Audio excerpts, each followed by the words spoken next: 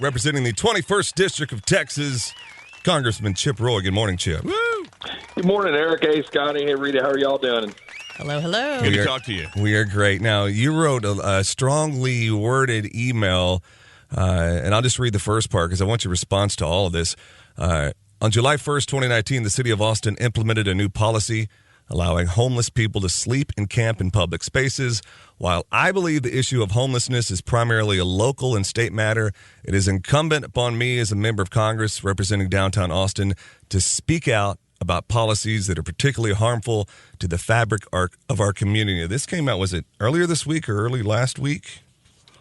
Yeah, that's right. Yeah, it was a few days ago after hearing a lot from constituents who are concerned about safety and impact on businesses. And I was just hearing so much about it that I felt compelled to weigh in.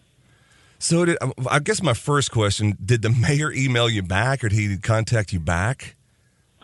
Well, my staff has been in contact with the mayor's staff, and I've met the mayor before. Obviously through KOKE, actually, a couple times when I was on the show and the mayor was on the show, and so I hope to talk to him, but I haven't heard directly from him. He's commented on it briefly out in the public, but this isn't designed at my end to try to get into some sort of back and forth Sure. with the mayor or the city council, as much as to highlight the issue from the perspective of another policymaker to say, wait, this cannot be the right way to do this. As someone who's a believer or a Christian, as somebody who thinks that you need to help, the least among us and those that are struggling, we should absolutely deal with the homeless issue. We always should. But Austin has a lot of compassion. We've got, great organizations like Community First and, Mobile Loaves and Fishes and the all the various entities out there. I mean, there are hundreds that are interested in trying to help people in this community. But the tent cities policy is absolutely just asinine. I mean, having people, camping out throughout the city. We've got people with drug issues, drug addictions. It's harming them and harming the fabric of the city. And it's a foolish path to go down. And I think it's important for us to speak out about it and not just kind of laugh this off as another, quote, crazy thing that the Austin City Council is doing. Enough. It's not funny. It's not cute. Did you coordinate with Governor Abbott? And you mind if I call you Chip, Representative? Sorry about that. If you call me anything other than Chip, I'll be a little disappointed. I mean, it's supposed to be a fun show. Bob's not here. This is a fun day. Oh, yeah. Yes. Okay. But I was curious, and I even talked to Eric and Rita yesterday. You wrote the open letter to the mayor, and then yesterday Governor Abbott had his say. Did y'all coordinate at all? Because I know y'all have the best interest of Austin, and it's odd how this all is right now coming to a head. I guess we've given Mayor Adler and the city council enough time to fix this problem. They started themselves, but what made it come to this head right now? Well, we didn't officially coordinate. Obviously, I got a lot of good folks and friends in the administration with the governor, and so we talk sometimes and had shared our frustration with this policy in the past. But this was, I think, is somewhat coincidental.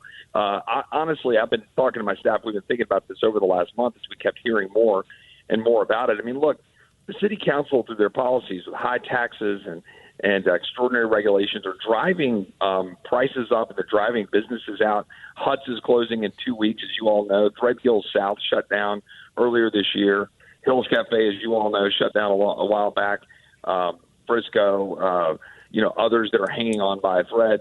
The fabric of the city is getting really harmed, in my opinion, by very bad policies by the Austin City Council. And for too long, we've just been laughing it off as, oh, well, there's Austin. There they go, keeping Austin weird.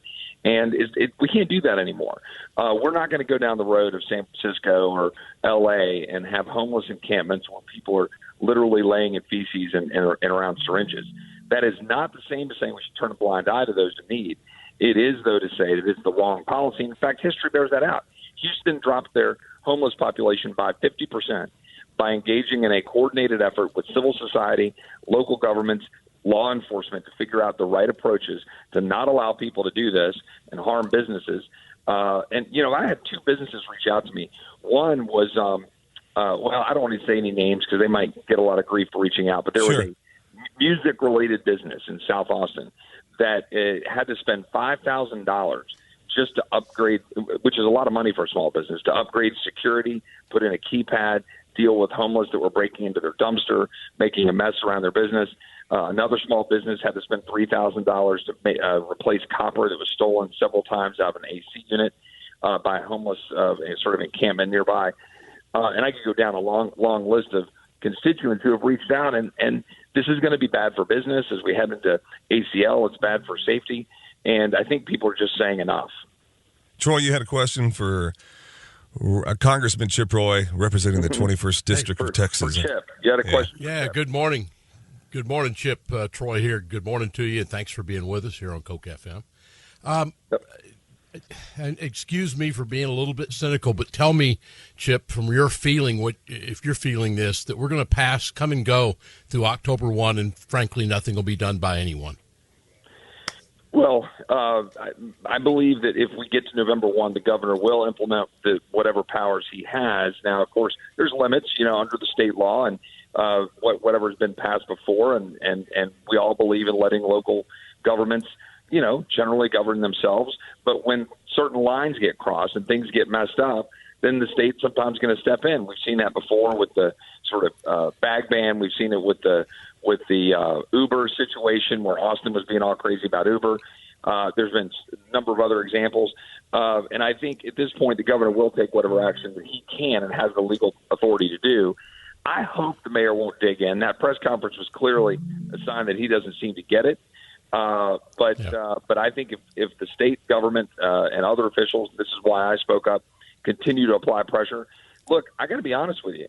I'm hearing from a decent number of my more left-leaning constituents who aren't going to always agree with me on a number of policy matters about how frustrated they are with this policy.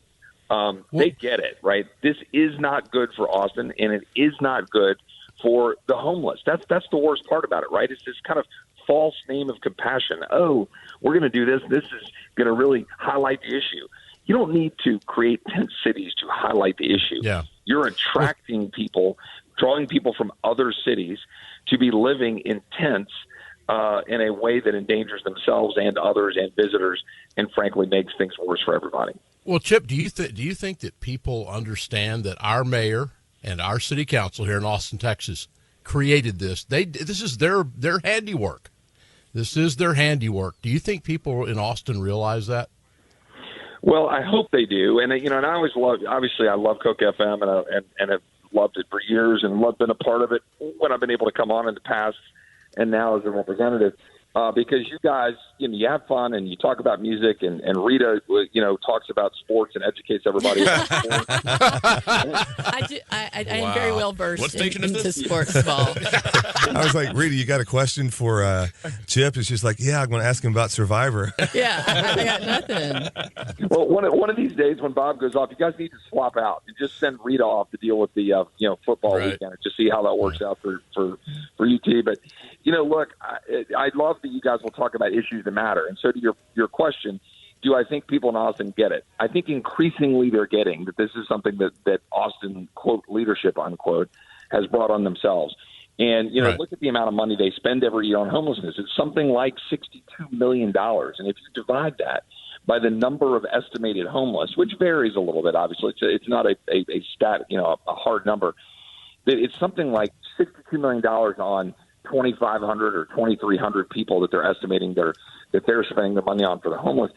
And, the amount of dollars, that's a lot of money. And this is a classic Austin, right? Their response to me, the only response I've seen in the public from the city council or the mayor has been, well, go pass this bill that would create another federal mandatory spending programs to give us more money. And they've said the same thing to the governor. We want more money. It's always we want more money. How about you sit down and roll up your sleeves and figure out how to solve the problem? Why don't you work with a lot of the wealthy donors, wealthy people in this Austin community who would donate to charities and figure out strategies to do it? There are a lot of smart people in this town who are compassionate people. Figure out how to solve it. Figure out how to get people into the right programs. But you have to use law enforcement to do that, to establish the rule of law and make sure people are safe. Chip, go ahead, Troy. No, I'm just going to say, Eric, and I have to say this because I think it's important. within a couple of days of this happening, our own Bob Cole is the one who really had this all nailed down. He said within a couple of days, he said this is being done deliberately to try to, as Chip sort of said, in order to secure funding for housing. So you have to give credit to Bob Cole to call some of this stuff out and what it was. Eric, I'm sorry to interrupt you. No, I guess what I was going to say, Chip, I mean, you got to feel pretty good. The letter comes out, and I know you didn't do that to cause a rough up with the mayor, but, several days later, our governor comes out and says, all right, if you're not going to do something before November the 1st, we're going to step in. You got to feel good about somebody saying somebody has to do something, because at this point, I mean, I've read all the feedback. I've read the feedback from other cities in Texas and even California, where they're, even if you don't like the governor, they're saying that's a good move that he's doing by trying to do something that he's going to step in. You have to feel good about that. Well, I do. I feel good that we're seeing some movement and at least some discussion about it. I think the governor's right, but honestly, I'll only feel good. And the only reason I got into this business of public service is for us to get results. And right. I want to reclaim the Austin that we all love. And I know that Austin's going to evolve and change and get bigger, and it's going to be different than it was 10 and 15 and 30 years ago. But at the end of the day, I want to find a way to protect some of the institutions that are so great. I want to figure out how to protect a safe community. We've always believed Austin to be a safe, awesome community where we look out for each other. I want to reclaim that. And I think it's important right now for us to pick a road. And this is an important moment for this city. And I hope all the listeners will engage. Again, I'm not one who wants the federal government to be, interfering. And as a member of Congress, this isn't really my core function. But it is my core function representing the city to try to stand up and speak out for it and protect it.